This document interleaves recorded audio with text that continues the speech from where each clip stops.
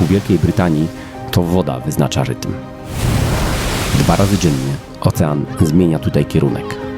Woda jakby oddychała. Porty znikają, skały wynurzają się spod wody, a człowiek bardzo szybko rozumie, że nie kontroluje już zbyt wiele. Są miejsca, gdzie ocean nie płynie. On przeciska się między wyspami z siłą rwącej rzeki.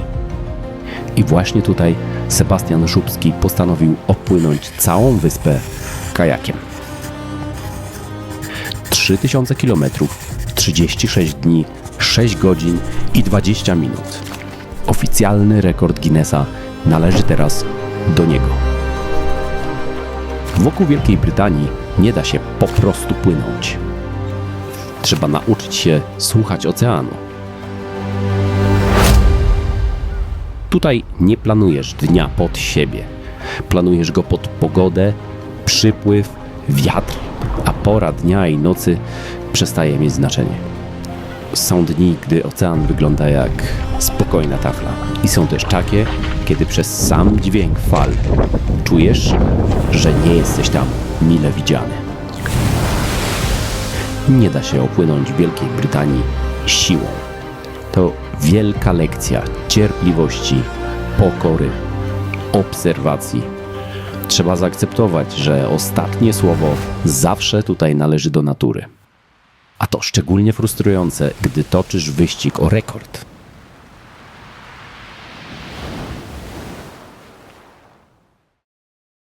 Sebastian Szubski, 44 lata, z Bydgoszczy. Od dziecka byłem w środowisku kajakowym. Moja mama była kajakarką, tata kajakarzem, więc wychowywałem się cały czas wśród kajakarzy. W wieku 7 lat przeprowadziliśmy się z rodzicami do Portugalii, gdzie mieszkałem z kadrą narodową kajakarzy portugalską i dosyć naturalnie sam chętnie chciałem wiosłować. Rodzice nigdy mnie nie namawiali, nie zmuszali, żebym pływał. Wręcz ja cały czas cisnąłem, żeby za starszymi zawodnikami próbować pływać i cisnąłem.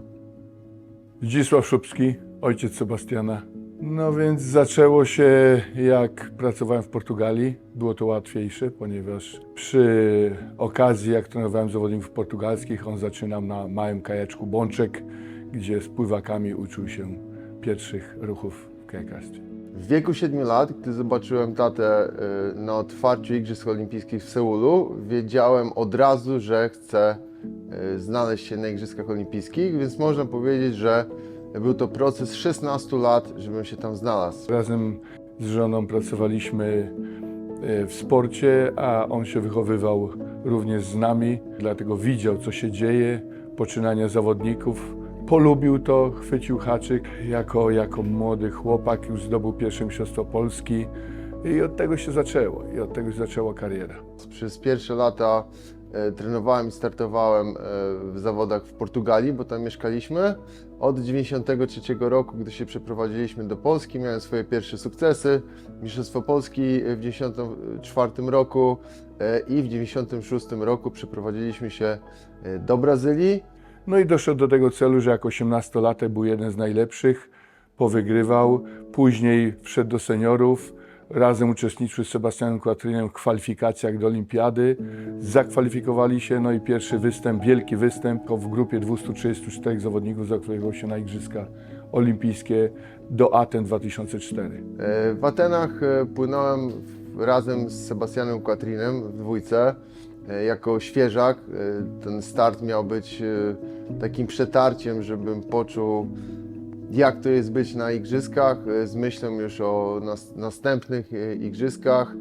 Oczywiście z marzeniem dotarcia do finałów, ale zająłem 15 miejsce razem z Sebastianem, z którego do dzisiaj jestem bardzo zadowolony, bo wtedy miałem 23 lata.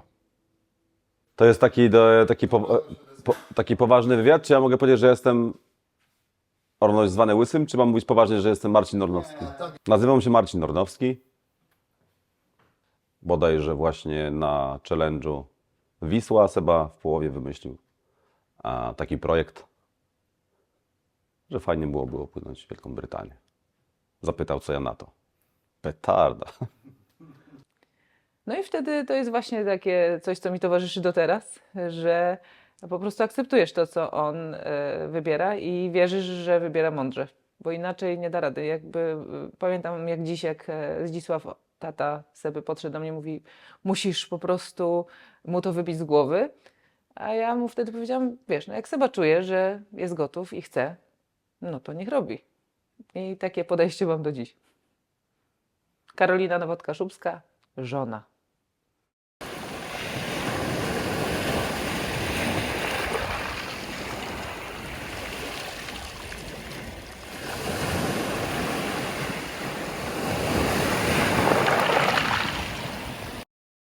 Nie dyskutujemy na ten temat.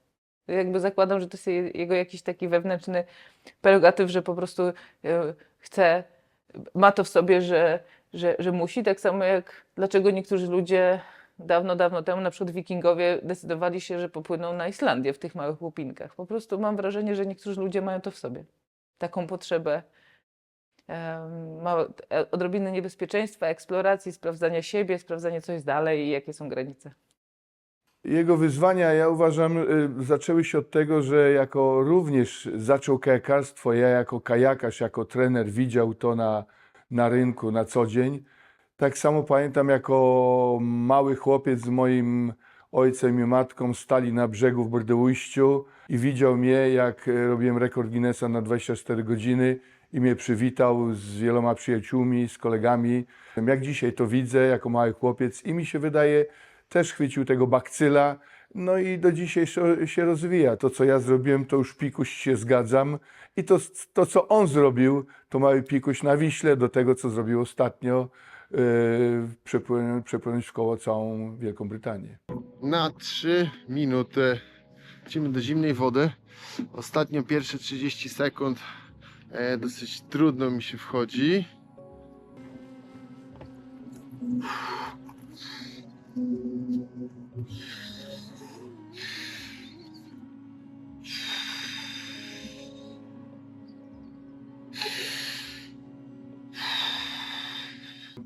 Nie wiem, ja bym zawsze mówię o tym, że z perspektywy żony, że podziwiam wszystkie inne żony, które towarzyszą swoim mężom challengerom, bo przecież takich osób jest wiele na świecie. Nikt nie mówi o tych właśnie, o rodzinie czy o żonach tych, albo mężach challengerów i challengerek, którzy gdzieś tam są z tyłu, mniej albo bardziej właśnie się przejmują, mniej albo bardziej, ale najczęściej bardziej ogarniają rzeczywistość, ta, która zostaje, jak te challenger jest w tym swoim pudełku nicości. I zawsze warto też myśleć o nich i zawsze o nich dobrze wspomnieć.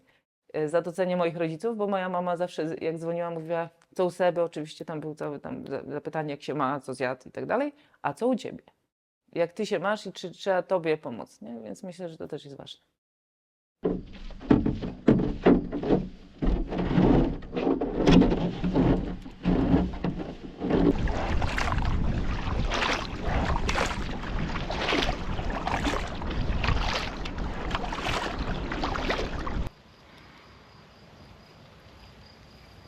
Mogę sobie pozwolić na jedzenie słodyczy bez wyrzutów sumienia. Niestety kosztem ciutkę gorszego samopoczucia, myślę sobie, przez wahania skoki cukru. Niestety jestem zmuszony do takich eksperymentów. Tak, yin i yang.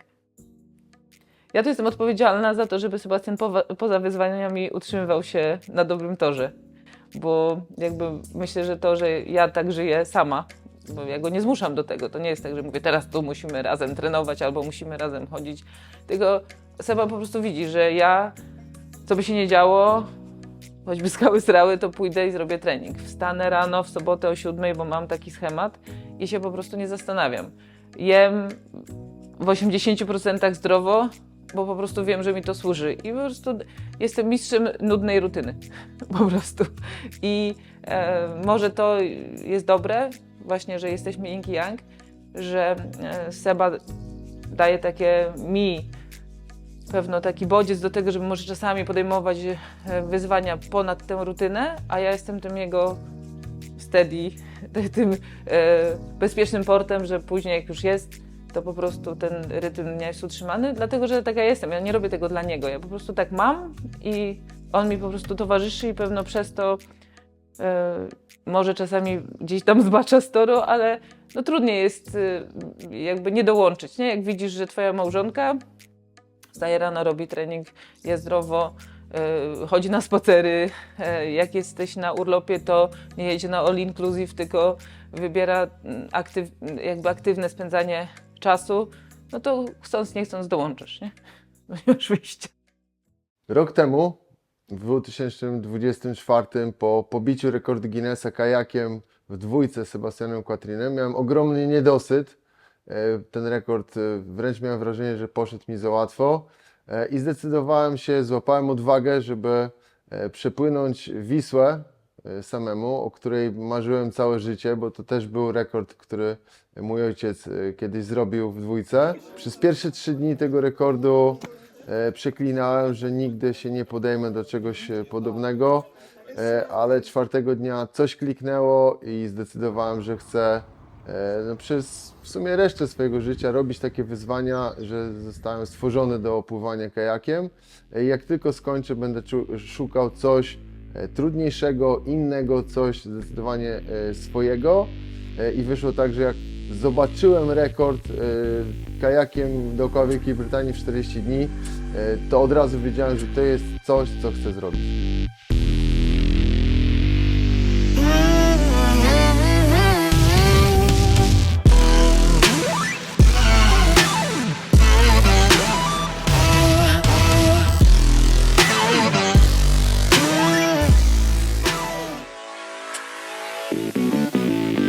By wyzwanie się wydarzyło, trzeba było wszystko logistycznie zaplanować. W mojej głowie wyglądało to tak, że dosyć szybko widziałem, co trzeba zrobić i rozrzuciłem sobie to na takie puzzle.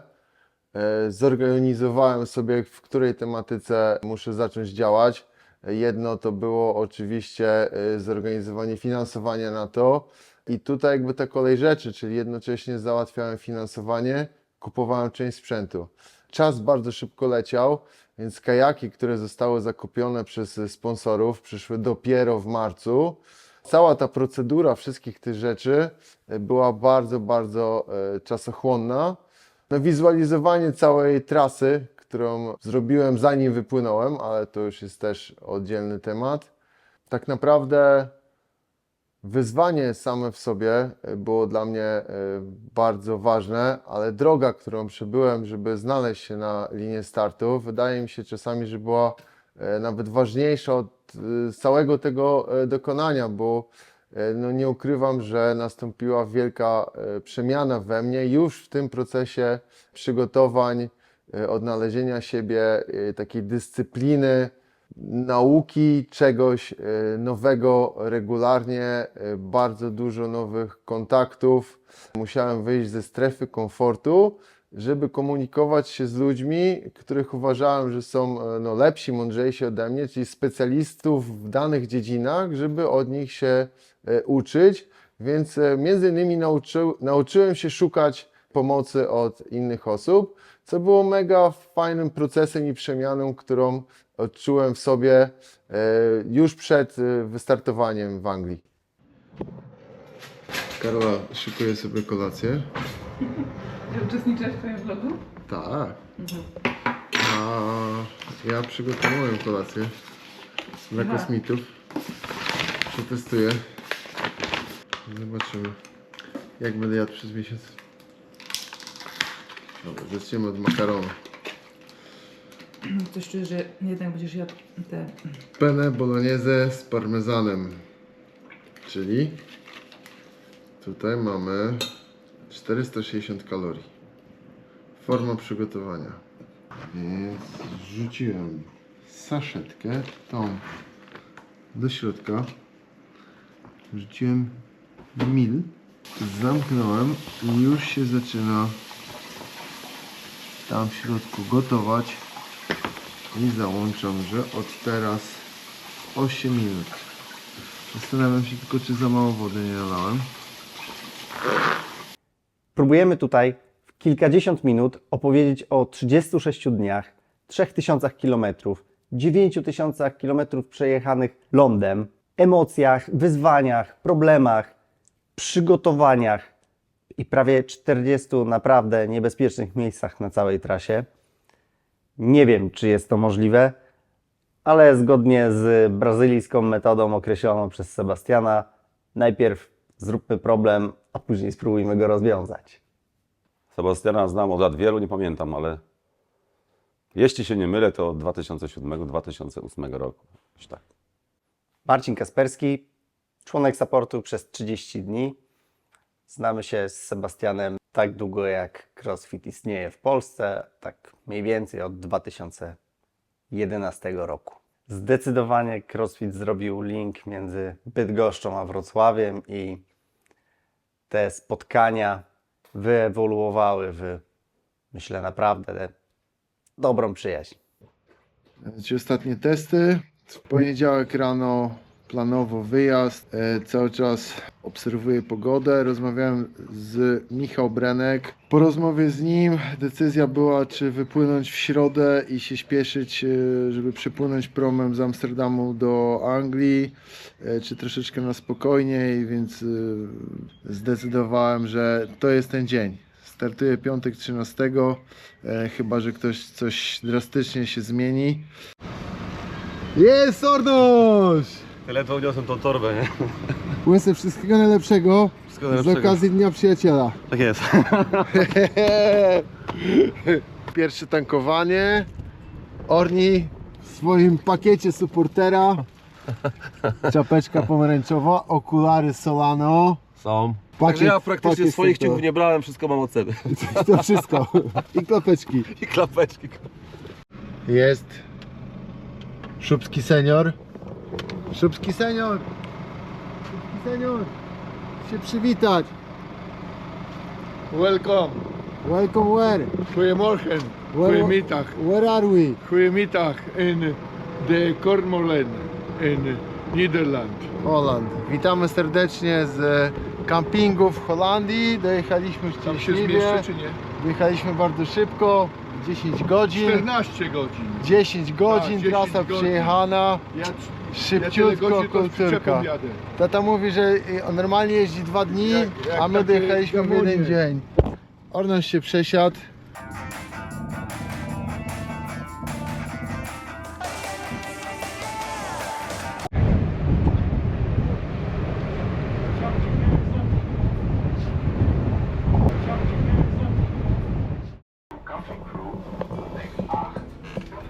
Dobry, dopływamy do Anglii. Orni mówi, że gadał z Neptunem, że jest lepsza pogoda. Jeszcze nie widziałem, aby tak zostało. Czekamy na aktualizację pogodynki, która jest o 9:44.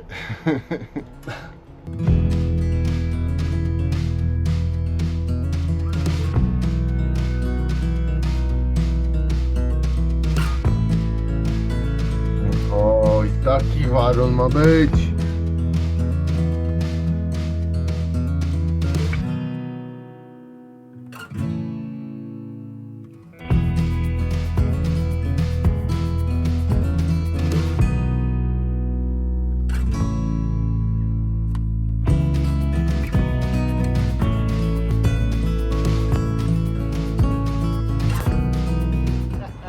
Jest Jon! Jest nasz support! Cześć! Siema byku! Cześć! No, jesteśmy! Team razem! No to panowie, jedziemy i jutro rano startuję. Nie ma laby. Nie ma. Dobrze, czy jesteś gotowy? I was born ready, motherfucker. Dobra, lecimy z koksem. Coś pięknego. Podróżka Ornosia.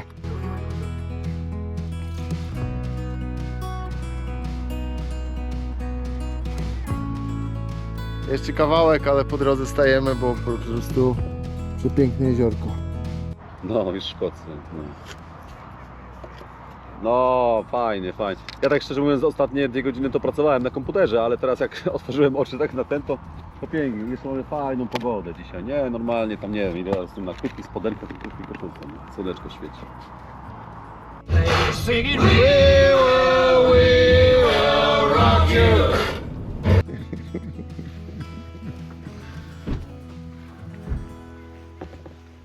Decyzja startu 12 czerwca, czyli tak naprawdę od razu po samym przybyciu do Anglii, była bardzo ważna w całym tym wyzwaniu. Więc pierwszego dnia zostaliśmy przywitani przez Szkocję pięknie. Trafiłem na idealną pogodę i zapowiadało się, że tak będzie przez następne 4-5 dni. Po polsku czy po kosmicku? Kosmicku, z kosmików. Dobra, szybki checklist. Izotonik, razy 2, wiosło rezerwowe, lisz, zegarek załadowany już, tracker, kanapka z owsianką, wszystkie gadżety bezpieczeństwa. Na sobie radio jest, włączona bateria, tracker działa, ster, PLB, żele i batony. Tu jest komórka naładowana, powerbank i kabel. Jestem ja. Jest wiosło, kajak. W teorii mamy pół godziny obsuwy do tego, co planowaliśmy. Najwięcej wody mamy o 7:30, czyli właśnie teraz. Ruszam. Kupa w gaciach jest. Przygoda. Jest prąd, płyniemy z prądem. No i tak to się właśnie zaczyna. Wielkie rzeczy rodzą się w ciszy. Nie ma tłumów, nie ma wiwatów, kibiców. To tylko świadczy o sile mentalności człowieka, jego pasji. Okazuje się, że już w drugim dniu prognozy pogody się nie sprawdziły i była ogromna zmiana pogody. Patrz Seba, co mam dla ciebie. Ja się cieszę. Ale takie tu krajobrazy były, jak z gry o Tron, naprawdę. Przepięknie, pokażę ci później wideo. Ja, ta droga w dół, nie? Tą doliną. Żeby było jak najwięcej takich dni i będzie dobrze. Gdy szliśmy spać już drugiego dnia, było widać, że pogoda totalnie się obraca. Zdecydowaliśmy się spać z zamkniętym dachem w trójkę jako sardynki. No i wstaliśmy rano, mamy wypłynąć o 5 rano, ale pogoda totalnie się załamuje. Z takim wiatrem na 10 godzin, może być 12, ale jak będzie pomagał wiatr, to nawet w 10 pogadujemy się. Chyba akurat się aktualizuje. Pierdolę sobie myślił. W takich warunkach jeszcze wcześniej nie pływałem i po godzinnej przygotowaniu w wielkim pośpiechu ruszam w kosmicznie trudnej pogodzie z racji, że jeśli bym nie przepłynął tego dnia, tego trudnego odcinka, w to najbardziej niebezpiecznym miejscu, czyli Cape Wrath, nie miałbym możliwości przepłynięcia i też cała wyprawa się tak odbywała, bo musiałem gonić te okna pogodowe, które pojawiały się przede mną. Ty teraz do mnie coś talking? Aha. Dzień dobry. Nazywam się Marcin Nornowski. Przyjechałem... Skąd ja przyjechałem? Mieszkam nieopodal, także podróż zajęła mi 15 minut pojazdem. Na trasie jest wiele różnych niebezpieczeństw, tych takich bardzo znanych jak Cape Wrath, Pentland Fate, ale jeśli połączymy to z klifami, które są, prądami i do tego jeszcze porty, które są, łącznie mamy ponad 30 bardzo, bardzo niebezpiecznych punktów, w których każdy mały błąd mógłby zakończyć to wyzwanie. Szkocja. No sami zobaczcie.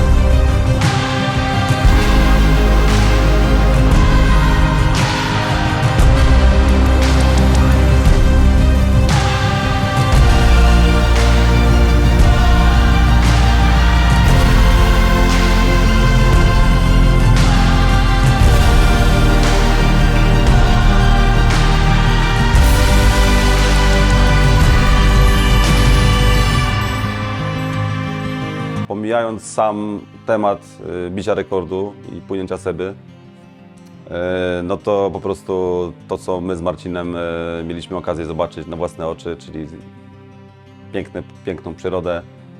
Zupełnie się nie spodziewałem takich widoków, no ale to, co zobaczyliśmy tutaj, to było coś niesamowitego. Dla mnie Wielka Brytania całkowicie zmieniła swój obraz, kształt. Ja ją łączyłem z miastami, pałacami ewentualnie, faktycznie ogrodami, być może klifami, no ale nie była to dla mnie destynacja urlopowa. A teraz z bardzo dużym sentymentem będę tam wracał do pięknej natury. Jak wjechaliśmy do Szkocji i przejeżdżaliśmy przez nią, to właściwie co 10 minut zatrzymywaliśmy auto i lataliśmy dronem, robiliśmy zdjęcia, byliśmy pod takim wrażeniem. Miałem wrażenie, że muszę zrobić zdjęcie wszystkiemu, bo nie będę w stanie już tego zapamiętać. Nie? Musiało minąć naprawdę kilka dni, żeby się z tym oswoić i nie zatrzymywać się co chwilę. Osoby w suporcie nie są osobami przypadkowymi.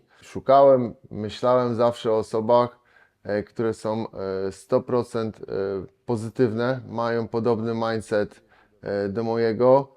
Wiedziałem, że z Ornosiem przez wiele lat współpracowaliśmy. Ornoś mi pomagał w zawodach, które organizowałem na ergometrach kajakowych. Szczególnie po evencie, którym razem zrobiliśmy, płynąc w Wisłę, gdzie Ornoś mnie supportował, to wiedziałem, że będzie to odpowiednia osoba, żeby była ze mną przez cały miesiąc. Oczywiście, jeśli on się zgodzi. Mamy po prostu najlepszy support team na świecie. Prawda, Orli?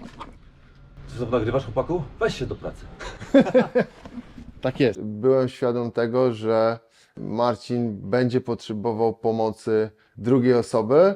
Tutaj zdecydowanie nie było to już takie łatwe, głównie dlatego, że nie wiedziałem, czy ktoś będzie w stanie być ponad 2 tygodnie poza domem. I zgłosiłem się do Marcina Kasperskiego, czy byłaby możliwość, żeby był przynajmniej tydzień w Anglii, może do 2. No okazało się tak naprawdę na miejscu, że Marcin może być dłużej i mieliśmy Dream Team supportu. Marcin to jest mistrz gadżeciarstwa, myśli o wszystkim i zawsze 10 kroków do przodu. Jest to niesamowity człowiek. A później dołączyła żona Karolina i Michasia. Szykowanie kolacji. Wow! Jest to 1:50. Dzisiaj pobudka zapowiada się o 2 rano. Jesteście dziewczyny na to gotowe?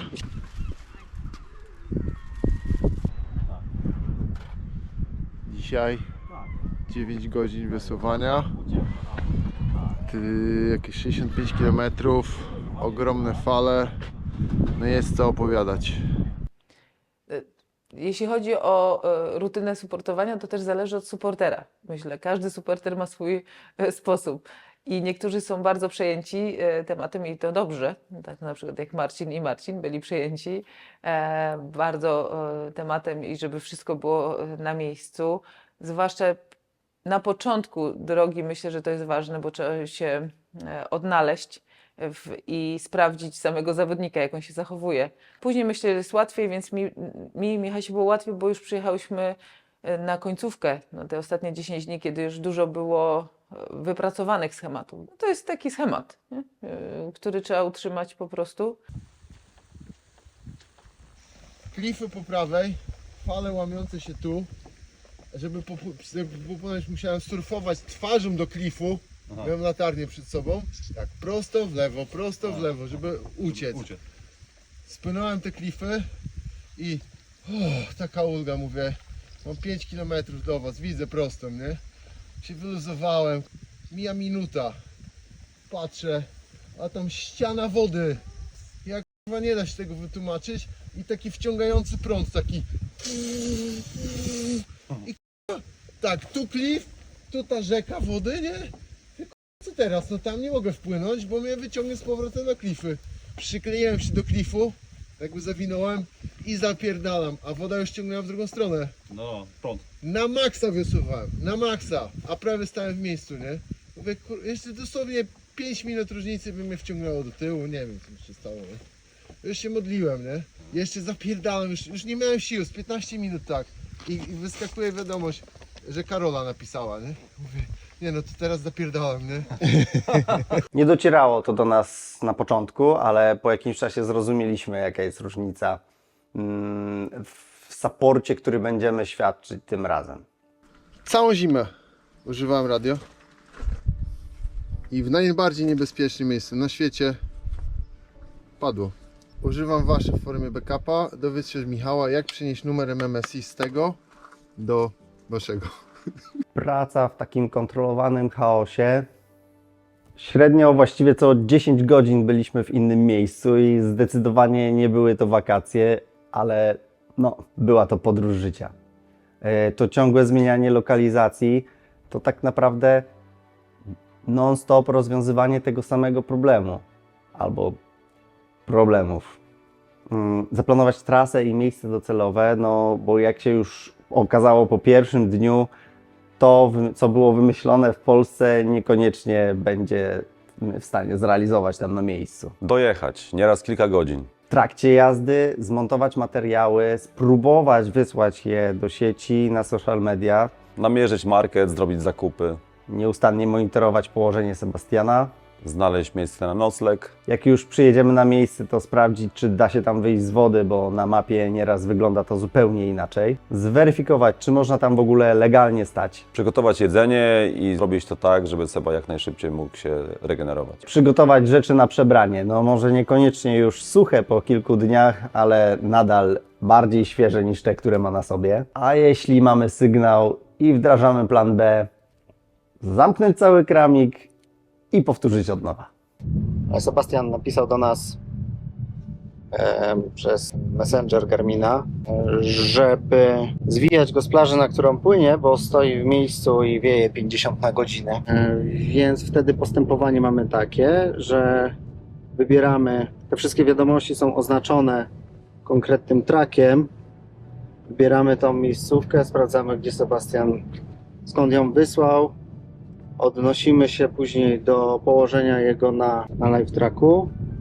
No i wtedy typujemy tą plażę. Według nas to jest ta i że do niej, no teraz już na tym, co pokazuje to wyraźnie, do niej zmierza, więc takie przygody. Będziemy jeszcze wtedy szukać miejsca do spania w tamtym miejscu, bo jeszcze nie jesteśmy przygotowani na tamtą lokalizację. No ale to nie szkodzi.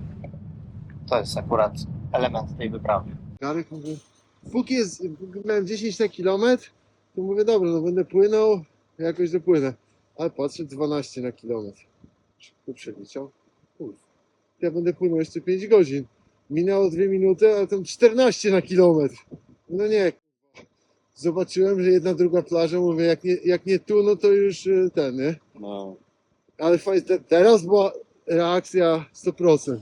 Krótka piłka. Nie każdy się też nadaje, myślę. Są pewne osoby, które się nadają. Na pewno muszą być to osoby, które mają kontakt z takim z byciem w momentach trudnych, czyli na przykład jeśli ktoś trenuje i robił ciężkie treningi, to wie, co to znaczy być utyranym i nie gadaj teraz do mnie. I wtedy cię nie dziwi, że ta osoba, twój zawodnik teraz jest właśnie w tym stanie i się na niego nie obrażasz, że właśnie taki jest, tylko po prostu go zostawiasz samego sobie. Więc nie mogą też być też osoby, które się jakoś bardzo mocno boją i mają nadmierną wyobraźnię, myślę, bo jakby był ktoś nadopiekuńczy i by się cały czas bał, to by tam nie przetrwał i by przenosił te emocje na Sebę. To, że Seba znosi wysiłek i bardzo dobrze się regeneruje, o tym już wiedziałem, no bo gdzieś tam powiedzmy kilka razy miałem okazję z nim być, choćby na Wiśle. No ale tutaj to już był czasami taki hardcore, że... Muszę to przepłynąć. Tak miało być, panowie. Przepłynę róg, to będzie dobrze. Niezależnie. Że płynę do plaży, no to wy zgarniacie przy pierwszym miejscu. Tak. 20 albo 40 km. Teraz jak to ładnie powiedzieć, już mówiłem, że w pampersach chodzę ze stresu. Masz jednego wielkiego pampersa. Ja to są kupę w gaciach. Jeśli powiedział, że się nie denerwuje, to bym skłamał. Płynie 12 godzin, wychodzi wyczerpany totalnie. Za 3 dni płynie 16 godzin, wychodzi i się uśmiecha. Lekko bolało, ale maszyną. Lekko zacywiało. 20 czerwca. Hello. Are you ready? Are you ready? I was born ready. Yeah, that's right. Ała. Ta-da!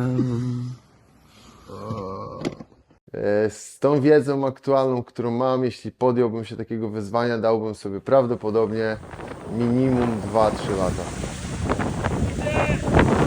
Przesunąłem wszystkie granice, o których wcześniej myślałem.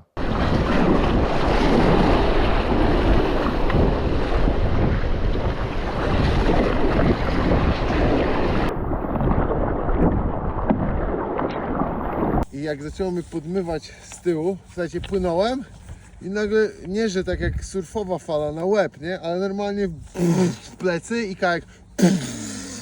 Banany wyskoczyły. Banany te pomarańczowe wyleciało, nie? Mówię, ja p***a. I przez to, że tyle wody nalatywało, to ciśnienie wciskało się pod to, nie? A, to nie było zaklejone. I ja później mówię, co ja k***a, nie mam kontroli nad tym kajakiem, nie? A ta woda Robiła ci ten. Ja, no. Ja stałem w miejscu, a do tego jeszcze, przez to, że wymieniałem ster, to salinki poluzowałem. Więc jak płynąłem te 9 godzin, nie miałem kontroli nad tym kajakiem, a fale były takie, nie? Ja pierdolę, masakra była, jakaś masakra. Pierwszy tydzień ustawia mi głowę na całą wyprawę, ponieważ ta adrenalina spowodowana, gdzie przypływałem najbardziej niebezpieczne miejsca. 4 dnia kończę też o 2 w nocy oraz przypływam najdłuższy odcinek na otwartej wodzie, 110 km, więc po tygodniu płynięcia mam już ogromną naukę i mój level skilla rośnie 100%. Gdy Sebastian opływał John O'Groove, pojechaliśmy tam na latarnię, na górę, na ten klif. Stamtąd ruszył już dzisiaj w swoją drugą część wyprawy i będzie płynął tędy, tędy, tędy. Opływamy północno-wschodni skraj Wielkiej Brytanii. A Sebę wypatrzyliśmy tu na wodzie, ale akurat chyba mi się schował za tym klifem. Jest! Zobaczcie. Jest tam. Jaki malutki. I nigdy wcześniej nie myślałem, że powiem o Sebastianie malutki, ale te 6 metrów kajaka, ledwo przez lornetkę można było to dostrzec, więc ogrom, z jakim miał do czynienia i siły, z jakimi się tam mierzył, no myślę, że nikt z nas nie jest sobie w stanie tego wyobrazić. Może jakieś osoby, które przepływały tamtędy łodzią, żeglowały w tamtym miejscu.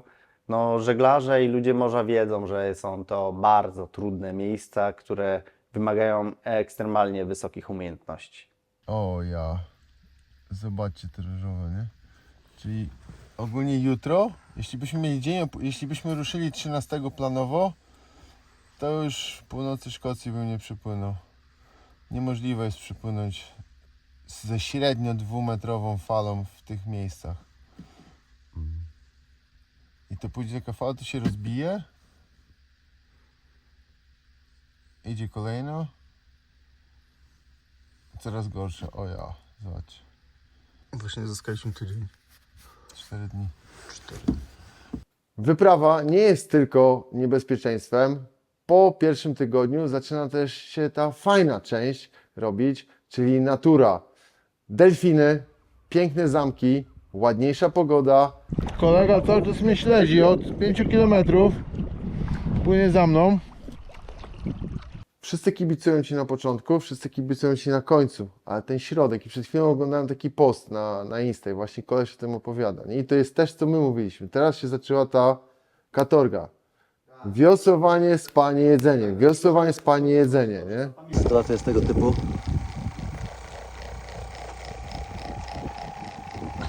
że ubijamy schabowe. Wbijamy schabowy. Schabowy tylko spojrzał, potwierdził. Najważniejsze, że świeżynka.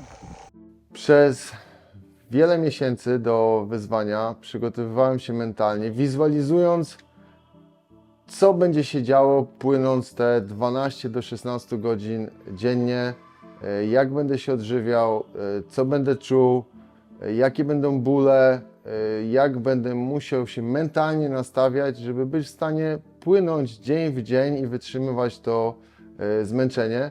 Okazuje się, że część rzeczy, które sobie wizualizowałem, zdecydowanie się zgadzały.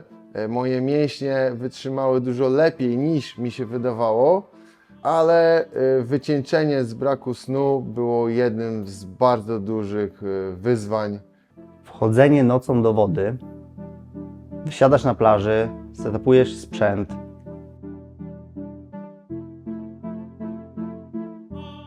idziesz i zbliżasz się do tego morza.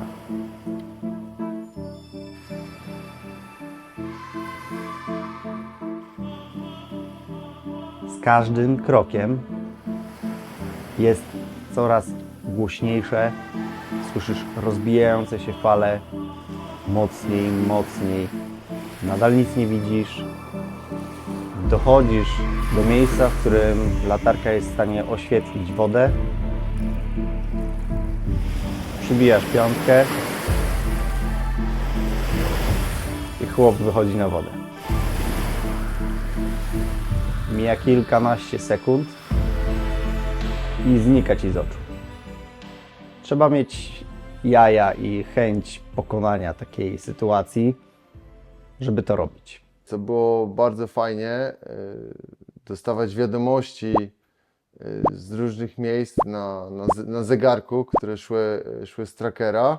I mimo to, że płynąłem sam cały czas na wodzie, to miałem tą świadomość, że ktoś obserwuje tą kropeczkę i tak naprawdę nie jestem sam, tylko cały czas ktoś mi kibicuje i to powodowało, że przesuwałem się do przodu i dążyłem do celu. Nie spłonąć, ale podążać za swoimi marzeniami. Nie przejmować się głosami krytyków.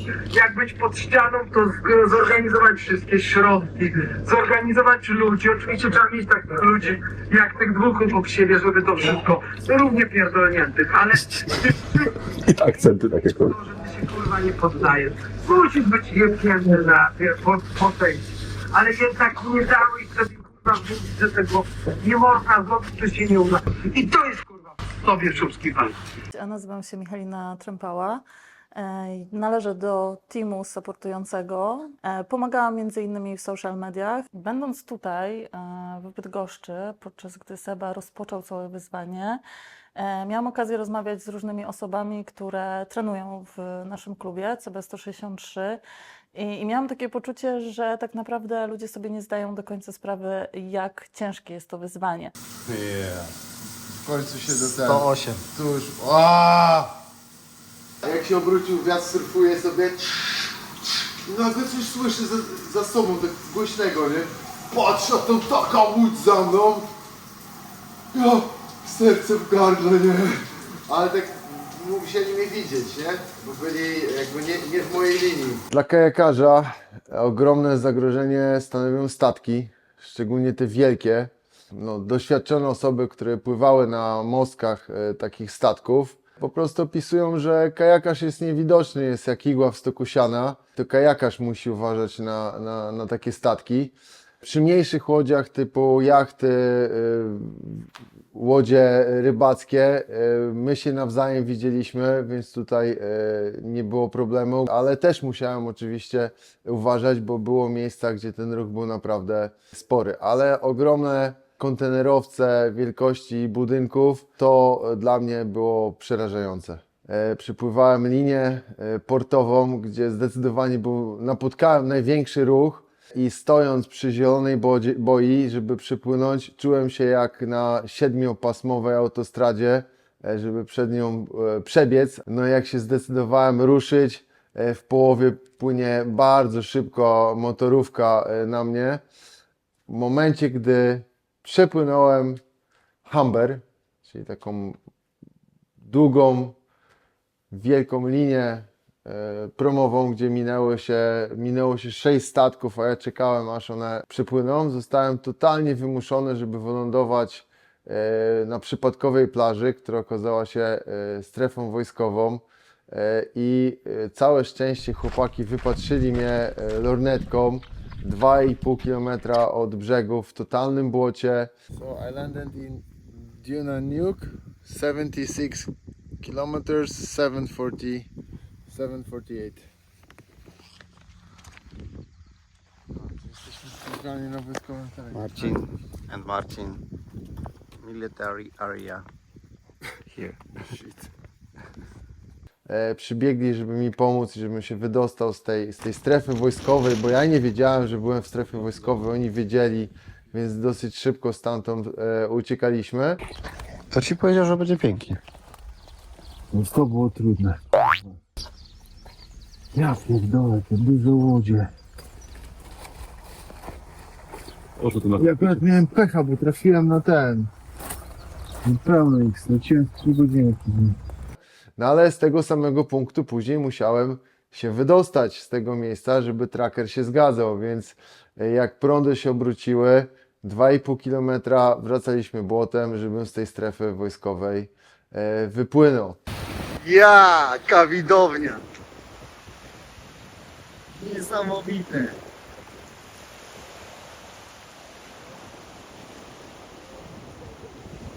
Jeżeli to, co robimy, daje Ci jakąś motywację, inspirację albo po prostu dobrze Ci się to ogląda, to możesz nam bardzo pomóc.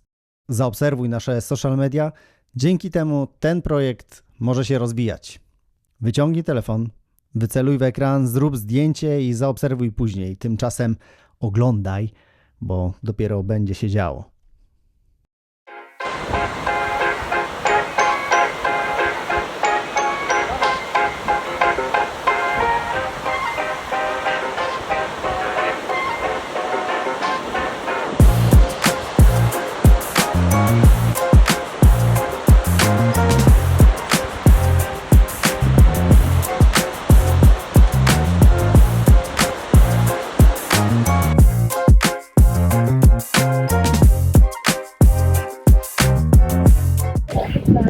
Sebastian, czy wiesz, że jakbyś wziął wszystkie naczynia krwionośne, jakie masz w organizmie, wyciągnął i ułożył obok siebie, to byś umarł?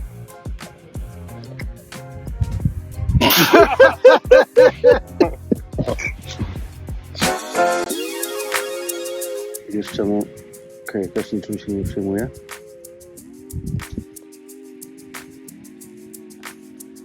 Bo wszystko po nim spływa.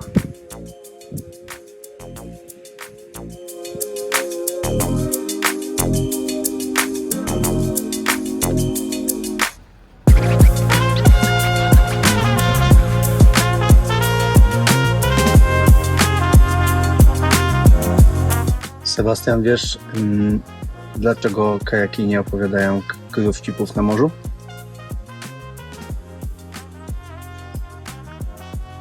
Bo boją się, że za mocno popłyną.